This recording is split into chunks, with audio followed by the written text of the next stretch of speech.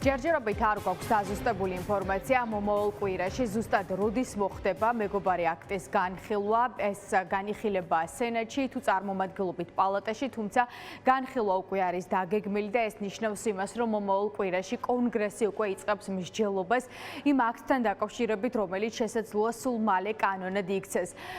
ჩვენი ინფორმაციით აღნიშნულ განხილვას დაესწრება სამოქალაქო საზოგადოებაც საქართველოდან ის ადამიანები, რომლებმაც დეტალურად იციან რა ხდება საქართველოში და რომლებიც დეტალურად მიაწვდიან ინფორმაციას კონგრესმენებს ქართული ოცნების ქმედებებზე ქვეყნის დემოკრატიულ უყურსლოზე და ადამიანის უფლებების დარღვევის გამო. შესაბამისად, ესეც არის ძალიან მნიშვნელოვანი დეტალი, როდესაც საქართველოდან წარმომადგენლები დაესწრებიან მეგობარი აქტის განხილვას. იმ შემთხვევაში, რომ მეგობარი აქტი პირველ მოსმენას და პირველ განხილვას წარმატებით გაივლის, ეს ნიშნავს იმას, რომ დიდი ალბათობით კანონპროექტი კანონად იქცევა და ამ შემთხვევაში უკვე ტრამპის ადმინისტრაცია ვალდებული იქნება კონგრესის მიერ მხარდაჭერილი კანონპროექტი და კანონი აღასრულოს ქართული ოცნების რეჟიმის წინააღმდეგ.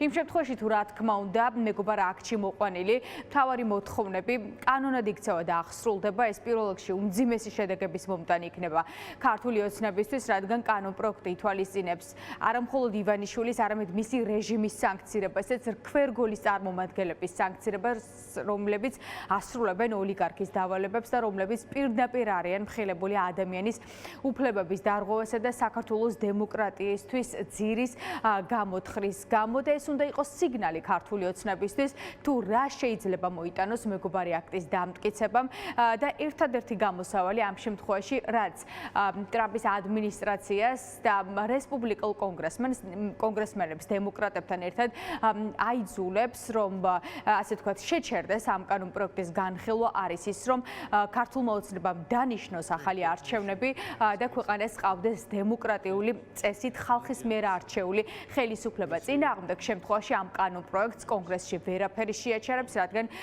კანონპროექტს აქვს ორპარტიული მხარდაჭერა, როგორც რესპუბლიკელები, ასევე დემოკრატები უჭერენ მხარს ოლიგარქის რეჟიმის სანქცირებას და ეს ნიშნავს იმას, რომ ტრამპის ადმინისტრაციის პირობებშიც ქართული ოცნებისთვის სასიკეთო არაფერი მოხდება და არაღიარების პოლიტიკა ამერიკის შეერთებული შტატებიდან გაგრძელდება. ამ კანონპროექტიდან რომელიმეზე განხილვის დაბრუნება უკვე იმას ნიშნავს, რომ ის კანონად იქცევა. წინააღმდეგ შემთხვევაში ახალი შემადგენლობის კონგრესში ის განხილვაზე ვერ მოხდებოდა და კომიტეტის ხდომიდანვე მოხდებოდა მისი უარყოფა. თუ პირველი განხილვა გაიარა, მაშინ ეს ნიშნავს, რომ ის კანონად იქცევა. ამ პროექტის განხილვიდან გადასვლა შემდეგ ეტაპზე, მიუხედავად იმისა, კალენდარში როდის მოუწევს მასზე კენჭისყრა და ფიზიკურად ის კანონად როდის იქცევა, არის ერთმნიშვნელოვანი სიგნალი საქართველოს დე-ფაქტო ხელისუფლებისთვის, რომ ეს არის გარდაუვალი და მათ უნდა დაიწყონ მოქმედება თუ არ უნდათ, რომ ის უძიმეს შედეგები, რომელიც ამ კანონით არის გათვალისწინებული, დადგეს. მოქმედებას კი მხოლოდ ერთი რამ ჭირდება, რომ საქართველოში უნდა დაინიშნოს ახალი არჩევნები. ახალი არჩევნები გააჩერებს მთელი იმ პროცესს, იმ ჯაჭვს ნეგატიური შედეგების, რომელიც შეიძლება მიიღონ მათ. არაღიარების პოლიტიკა გრძელდება და ეს ერთმნიშვნელოვნად სახეზეა.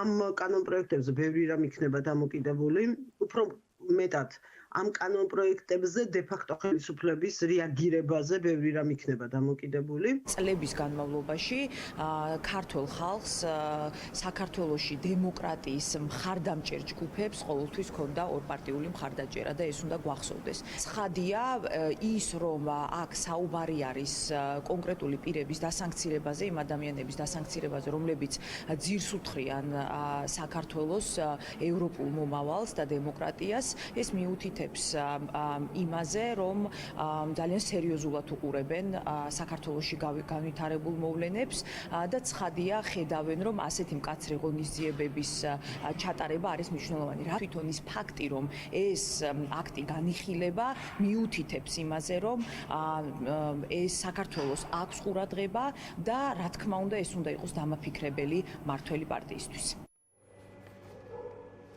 მეგობარი აქტის კანონპროექტის მთავარი ინიციატორი არის ჯო უილსონი, თუმცა კანონპროექტს 18 სხვადასხვა თანასპონსორი ყავს, რაც ნიშნავს იმას, რომ დოკუმენტი სარგებლობს ორპარტიული მხარდაჭერით რესპუბლიკელების და დემოკრატების მხრიდან და ეს არის ძალიან მნიშვნელოვანი და მძიმე წონის მქონე დოკუმენტი, რადგან ამ დოკუმენტს მხარს ერთი პარტია არ უჭერს ამერიკის შეერთებულ შტატებში.